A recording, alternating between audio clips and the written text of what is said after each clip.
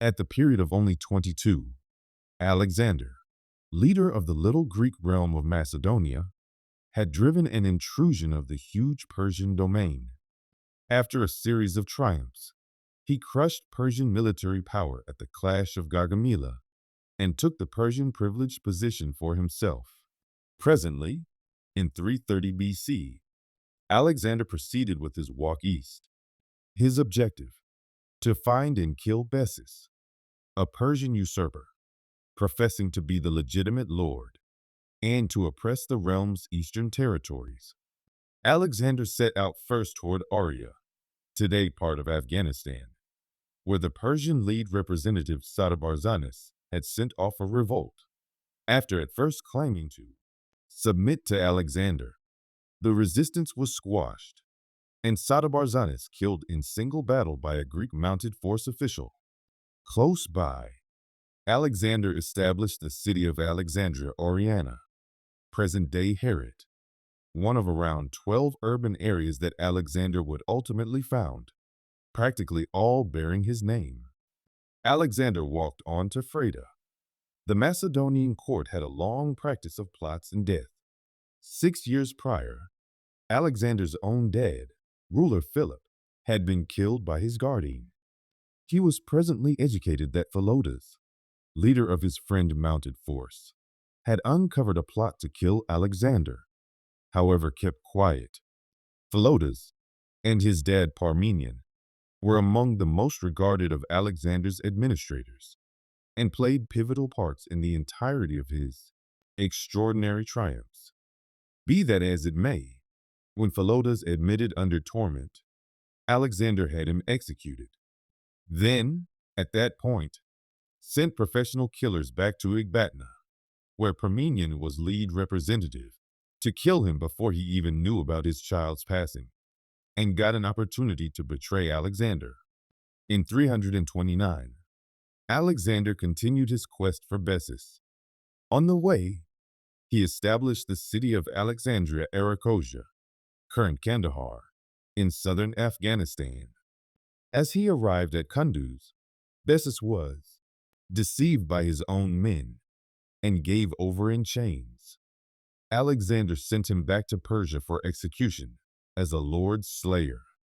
Alexander pushed on into current Tajikistan, where the Sogdians ascended against him. He needed to ward off assaults by nearby clans and take a few towns by attack.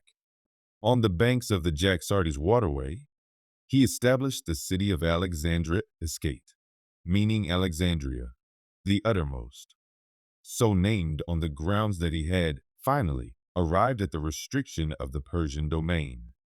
This boondocks was as often as possible struck by wanderers, referred to the Greeks as Scythians. Alexander tricked them into a definitive fight close to the Jaxartes.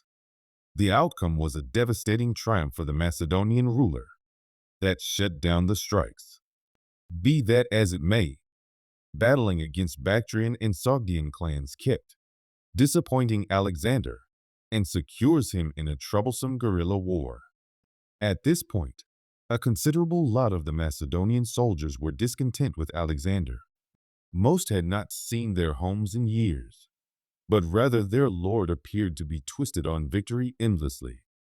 What was more terrible, he'd started to take on the ceremonies and dress of their crushed Persian foe, customs they considered womanly and debauched.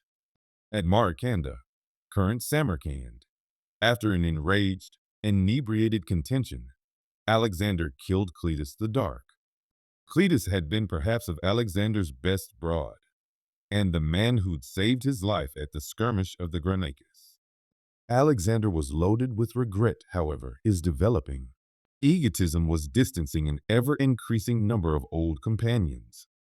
At the point when he attempted to cause his kinsmen to play out the customary Persian ceremony of proskynesis, prostrating themselves before the Lord, he crossed a line. To Greeks this was sacrilege. Just a divine being deserved such regard, and Alexander had to withdraw. In Bactria, one more plot to kill Alexander was revealed. This time the instigator was an illustrious page, one of the children of Macedonian honorability who went to the Lord. Hermolaus had become lethally harsh towards Alexander over an apparent foul play. He and his accessories were tormented, and afterward battered to the point of death. Callisthenes, Alexander's true antiquarian, was likewise ensnared in the connivance. He was tossed behind bars, where he later kicked the bucket. That mid-year, in 327 as per legend, Alexander became enamored by the magnificence of Roxana, girl of a Bactrian master. Their marriage was likewise a sound political move, assisting with finishing nearby rebel contrary to his standard, and permitting him to proceed with his development into present-day Pakistan and India. Alexander presently ready to curb the Persian realm's most eastern areas, which still couldn't seem to perceive his authority. To do so, he would initially need to cross the Hindu Kush Mountains and arrive at the Indus Stream Valley. Progressing in two sections, his military won a progression of conflicts against the Aspasi and Asachini as they battled their direction into what's currently the Smak Valley of northern Pakistan. After a savage attack, Alexander took the Assassinian capital of Masaga. As per legend it was, governed by a lovely sovereign, Cleophas, who bore Alexander a child, and was permitted to keep her privileged position. The leader of Taxila, close to present-day Islamabad, had framed a partnership with Alexander. Together they walked to confront Porus, Lord of Pauravas, at the clash of the Hydaspes. It was Alexander's costliest fight. As Porus' conflict elephants incurred horrible setbacks among the Greeks. Yet, regardless of Porus' dauntless authority, the fight finished in a conclusive triumph for Alexander, winning him control of the Punjab. Alexander needed to push on into India to arrive at the incredible stream which antiquated Greek geographers said shaped the edge of the world. Yet, at the stream Hyphasis, referred to the present time as the Bees, his military mutinied. His men had walked great many miles, took on endless conflicts, and not seen their homes in 8 years. They'd heard gossipy tidbits about colossal armed forces sitting tight for them in India. They would not go any further. Alexander was enraged, however needed to turn the military around. He followed the waterways of the Punjab to the ocean, an excursion that required 10 months. On the way, he crushed the Maulians, however, while driving the attack on their capital, was injured in the chest and almost killed. On arriving at the coast, part of the military, under Nearchus, boarded Sins and got back to Persia via sea, cruising through the waterways of Hormuz. What's more, entering the Persian Bay. It was one of the incredible old journeys of investigation, as these waters had been beforehand obscure to Greeks. In the meantime, Alexander drove the remainder of the military back via land through the Jedrasian Desert, today in southern Pakistan. However, outrageous intensity and deficiencies of food and water prompted horrible misery and numerous passings among his military.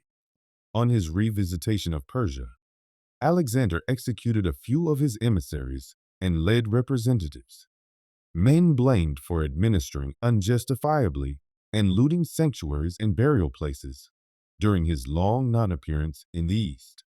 At Susa, he organized a glorious mass marriage of Macedonian officials to 80 Persian aristocrats to reinforce connections between his two realms. Alexander himself wedded 2 Persian princesses. He likewise paid every one of his fighters' obligations and requested 30,000 young people from across the domain to be prepared in the Macedonian specialty of war. However, at Opis, his Macedonian soldiers mutinied. They were insulted by Alexander's evident inclination for Persian counselors and Persian ways. Alexander had the instigators executed and delivered a discourse to the men, helping them to remember the wonders they'd won together and driving in the long run to a close-to-home compromise. At Ecbatana, Alexander's nearest and most confided in companion, Hephaestion passed on from fever. The ruler was sadness, blasted, went days without eating, and requested a time of public grieving across the realm.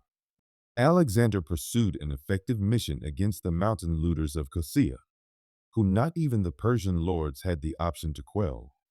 Getting back to Babylon, he was met by government officers from far-off people groups, come to perceive his significance.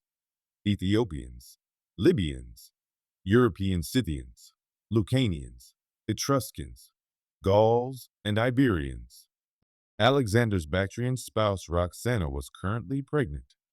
However, as he arranged his next crusade to Arabia and then some, he fostered an unexpected fever and passed on days after the fact, matured only 32.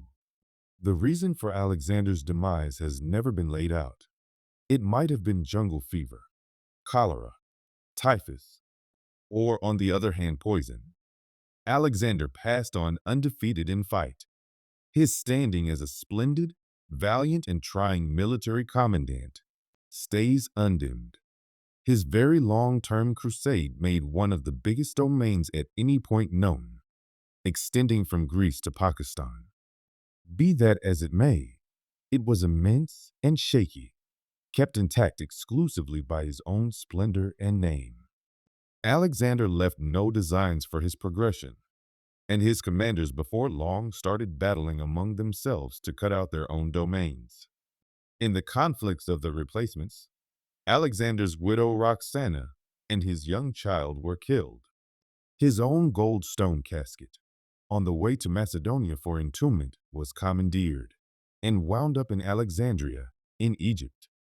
Today, its area stays one of the world's extraordinary perplexing problems. Hardly any men and affect the course of history as Alexander the Incomparable.